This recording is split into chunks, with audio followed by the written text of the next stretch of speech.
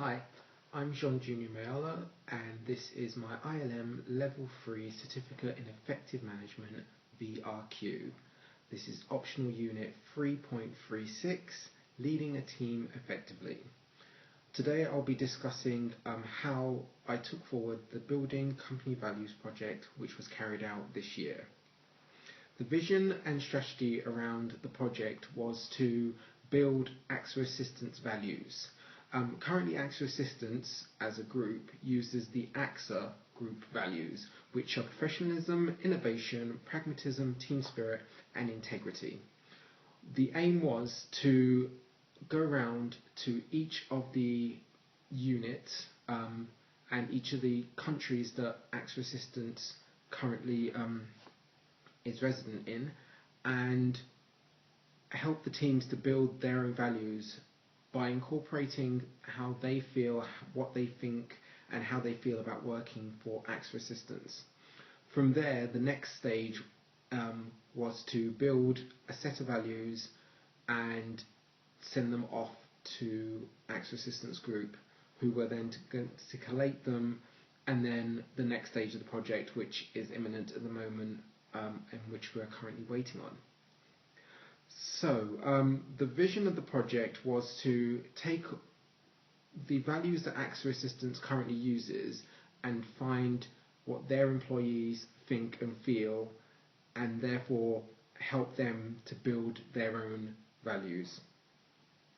The importance of kind of this vision and this strategy is to enable and to empower the employees that work for AXA Assistance, to help them take ownership of the company that they work for, and therein make them more productive and more willing to go above and beyond, because their thoughts and their feelings and their values are incorporated in how the company works.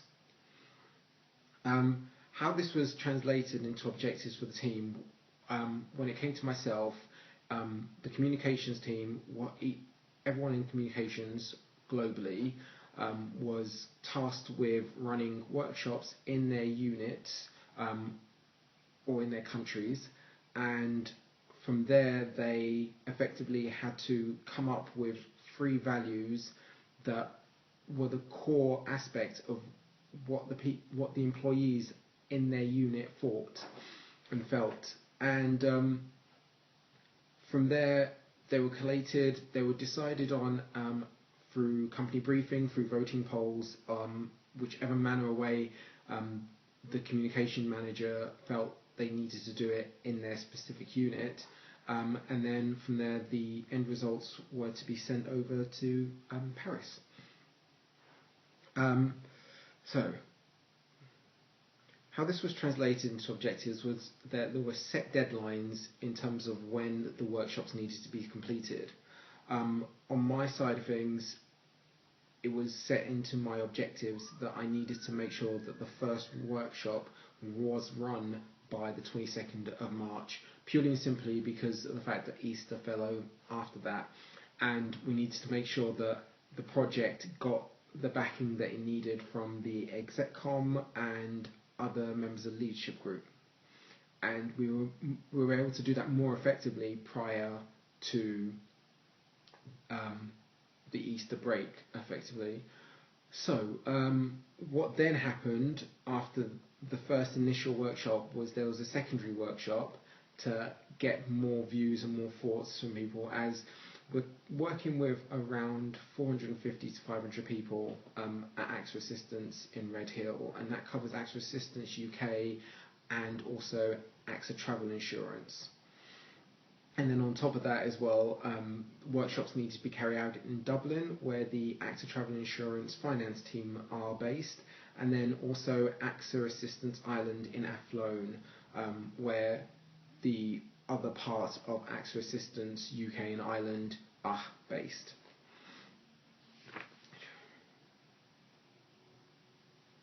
So how I went about organising this project was to first of all read through all the material that was sent through from group. From there I was able to dissect and find out exactly what I needed to do in terms of building, and also thinking about the strategy and how to create these workshops and make sure that they worked effectively. And then from there, it was a case of how to duplicate that and still keep the energy and still keep it interesting.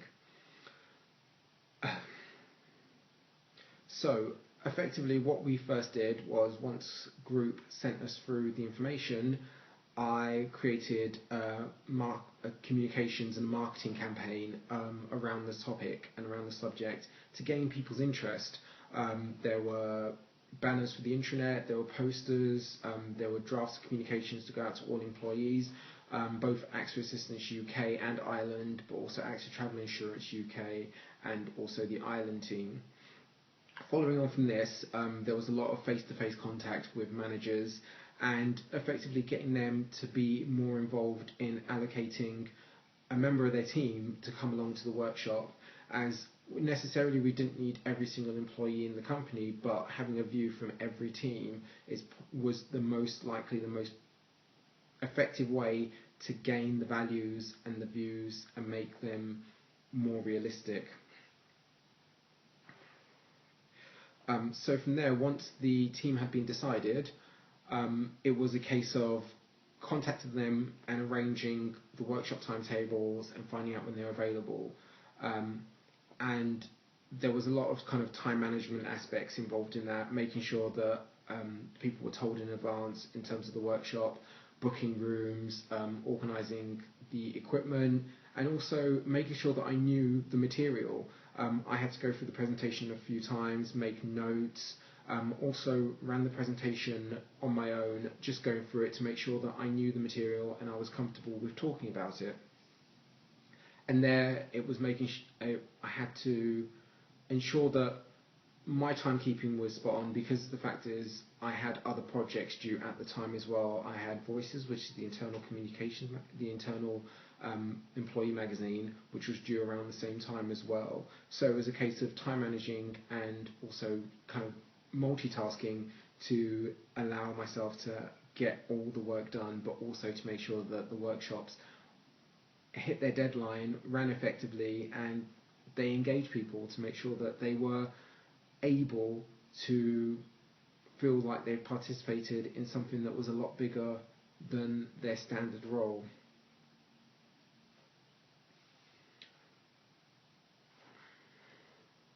So, in terms of working alongside the team, each of the workshops, there were around 8 to 15 employees that attended.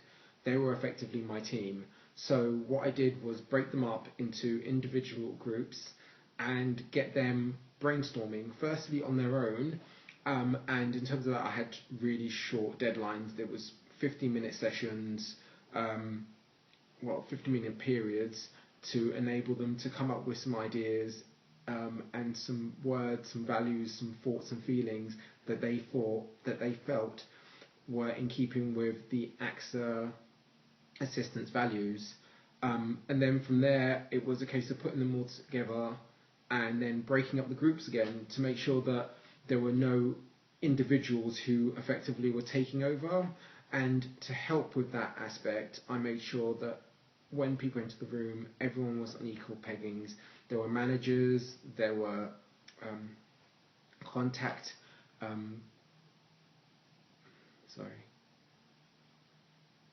there were contact centre workers as well, but there were also supervisors and team leaders and so forth. So there were several different levels of employees, all based in the workshop.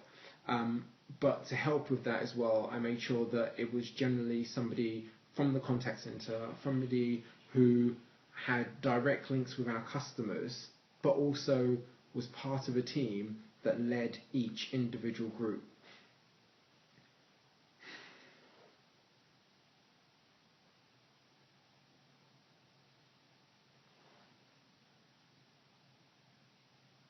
So, in terms of the feedback that I received from running this project, a lot of feedback came back, and I have evidence of that as well, was that it was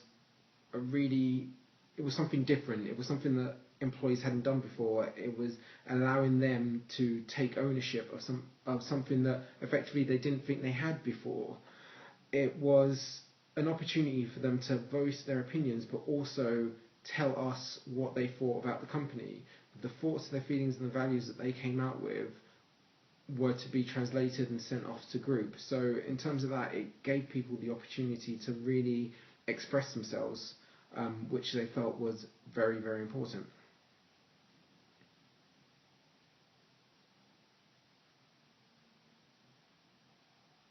So in terms of a specific situation where I had to show leadership, when it came to the workshops, we requested a member of the execcom and the leadership group to attend and to help facilitate the whole situation.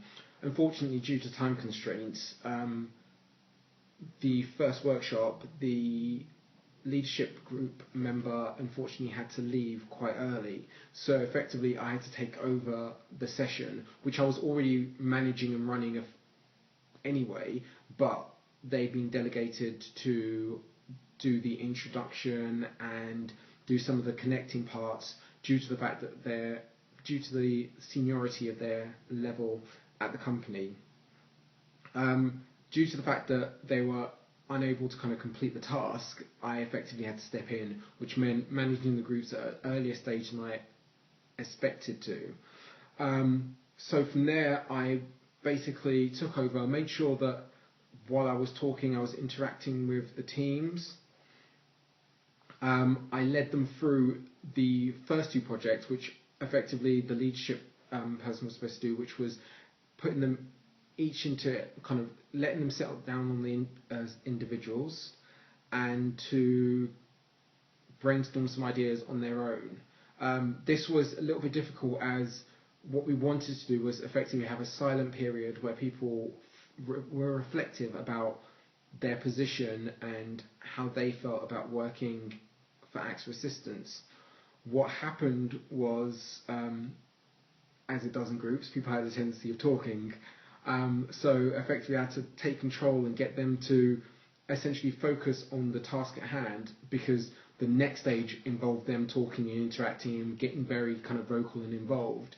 And I needed them to, just for that 10 minutes, to focus on themselves, because once they focus on themselves, they would be able to bring something to the group, which I felt that actually if they didn't do that at the beginning, it wouldn't be as effective later on, because what happens in group, and you notice in group dynamics, is somebody takes over. There's always somebody who's either a natural leader, somebody who is effectively more assertive than others, and they have a tendency of taking over. What I wanted to do was make sure that by giving them that silent period and giving them that time to sit down and be reflective on their own, they will be able to contribute something to the team. And even if there was somebody that was a little bit more confident in the team and a little bit more vocal, they would still be able to voice their opinion, even if it was just by handing the post-it note over and somebody else reading out their choice of values.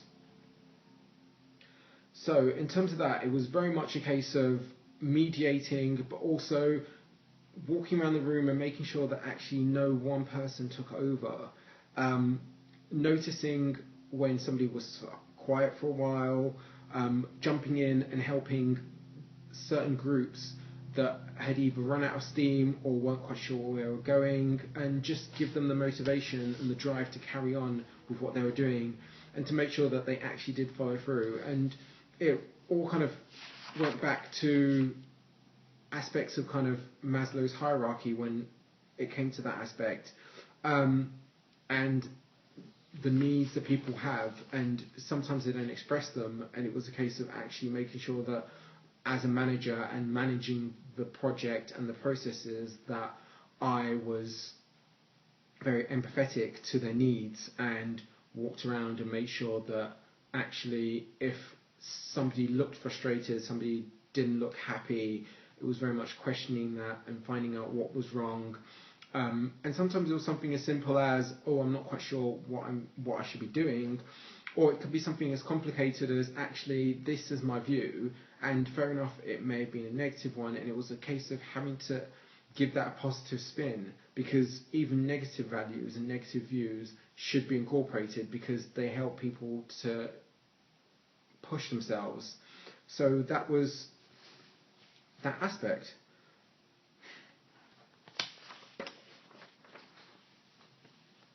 So my natural leadership style is to be very affiliative and coaching. So this project was perfect for me in terms of my natural ability to want to teach, to want to help people, and to want to help people to develop as individuals.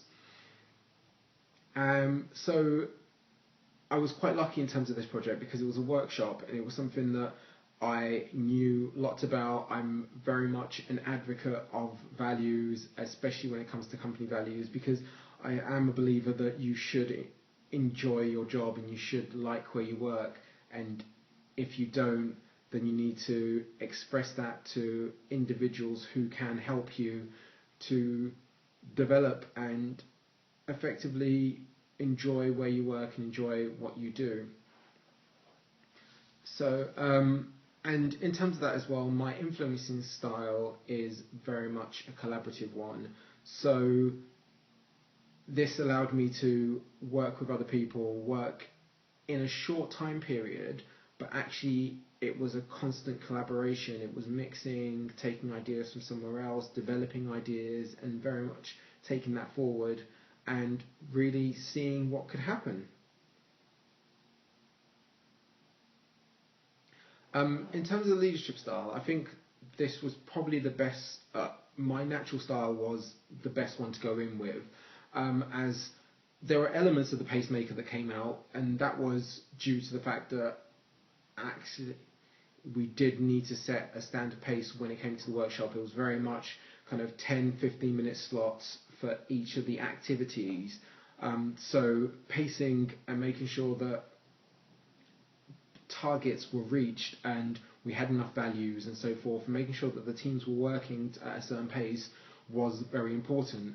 But the most important aspect of this was to help them to be able to vocalize, which meant that I had to be very affiliative and had to be coaching, and that was not just in terms of coaching them and talking to them on a one-to-one basis, but coaching ideas out of them and coaching them to develop their ideas.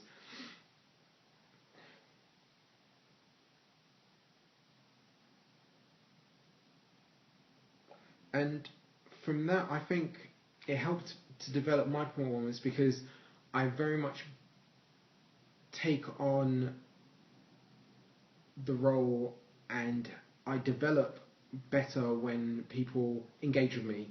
And because during the workshops people were able to engage me and it was an interactive element, I felt that I came very much into my own, and it was fun, it was interesting, and I wasn't bored, and I made sure that other people weren't bored, and I continued the high spirit element and making sure that there was a high energy aspect, and it was very much kind of learning in a group, and I think from the feedback we received, I think the employees who were involved were very, very appreciative of what they were able to do, and it allowed them to feel needed, and it allowed them to build their esteem levels, and kind of it was very much about kind of self-actualization, because the fact was they volunteered or they'd been volunteered by their manager, but they'd come along and they were actually taking a part of themselves and a part of how they felt about working for Acts of Assistance and putting that on paper, and that, going back into Maslow's hierarchy of needs, that filled some of those need aspects. It was the self-actualization aspect, the esteem needs, which allowed them to actually grow and allowed them to be excited about something. And when people get excited and they feel like they're being listened to and they're involved, it builds their self-esteem, because it gives them power, it gives them ownership, and that's so important. But at the same time as well, working as a group, it filled that social need. It meant that they could actually collaborate with other people, and a lot of the employees or access assistants can work in silos. They're on their phone, they're dealing with customers on a one-to-one basis, so they don't always get to interact with their colleagues unless they are asking a question. So this allowed them to actually interact socially, but on a different level, which is so important. And just the fact that it was able to fill some of those needs meant that it was able to fill some of those basic needs that people need. And in terms of that, there was lunch, there were teas, there were coffees and so forth. So all those basic aspects. So filling those basic aspects, giving them food, giving them drink, allowing them to be relaxed, allowing them to let their feelings and their thoughts come out, hit the other needs that were so important and were needed.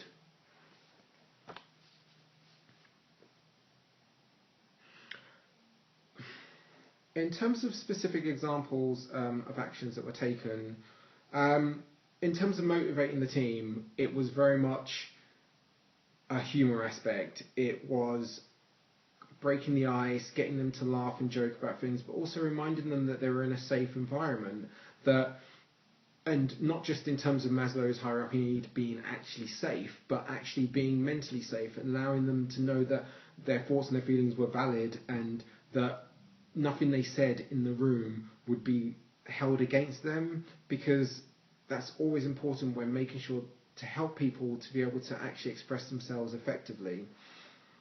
So in terms of that, there was very much the motivational tool that I used was humour. It was making them laugh, it was getting them involved, it was high energy. I used a lot of my own personality and just put myself out there. And when I did a lot, I got a lot back from employees. They were able to talk to me about stuff that necessarily they wouldn't talk to your managers, but they were able to do it in a safe environment, and from there they were able to build the values that they felt reflected how they feel and what they thought, which is so important. So the agreed goals were around the fact that we needed to have three final values from each of the workshops. And to help them to get to that, it was very much a case of the initial values that they thought of individually, breaking them into a group, and then from a group they were supposed to come up with 6 values that they felt were effective, and then from there they were supposed to discuss those 6 values and bring them down to 3. So effectively in the first workshop there were 4 groups, and each of those 4 groups came up with 3 values each. So in the end we had 12 values that came up, and from there we were able to take those to company briefing and get all the employees to vote on the top 3, which was really interesting, and it allowed not just the people in the not just the employees in the workshop who had taken ownership of that and been able to develop those values, but it also meant that the employees were able to vote on the values, and having 12 kind of potential values meant that it catered for a lot of people, and they were able to actually choose something that was really close to what they actually felt. And from the feedback that we got, people actually felt like, you know what, you have listened to us, you have engaged with us, and I managed that process, and I'm very proud of the fact I did.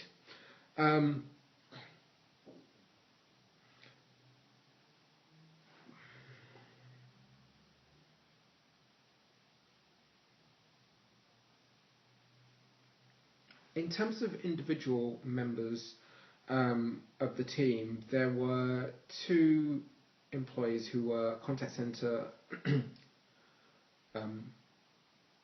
employees, and they were very much a lot shyer and a lot quieter than the other people in the workshops. And this was due to the fact they were relatively new, but also they didn't feel that their opinion mattered. And to help them with that, it was very much a case of actually sitting down with them while everyone else was doing the workshops and getting their point of view. And the point of view that came across from them was, why am I here? Do I really matter? And I had to explain to them that actually they did matter, and it was important for them to be involved and to get involved and to pass on their views. And from that, it was very much the motivational aspect was sitting them down and talking to them, helping them to engage, but also it was a lot about kind of resilience training. It was using the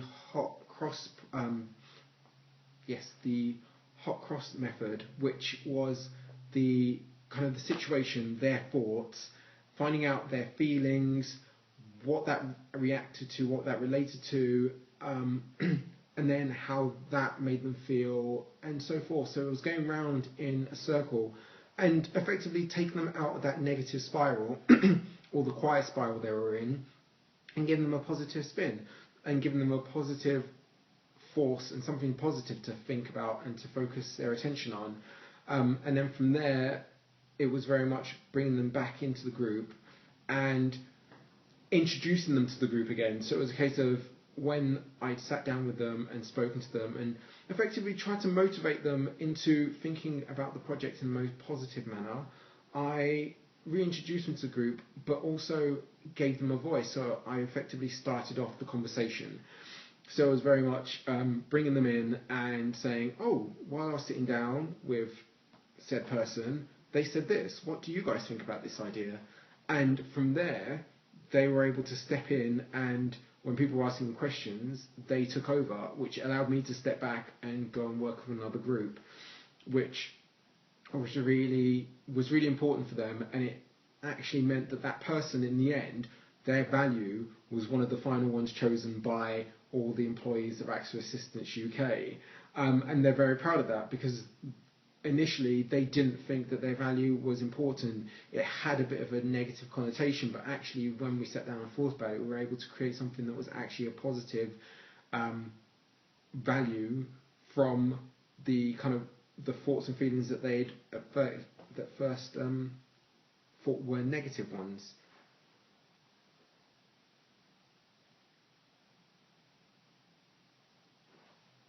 So this is the end of essentially my video report. I will be uploading all the evidence surrounding this as well. Thank you very much for your time. My name is Sean Junior Mayala.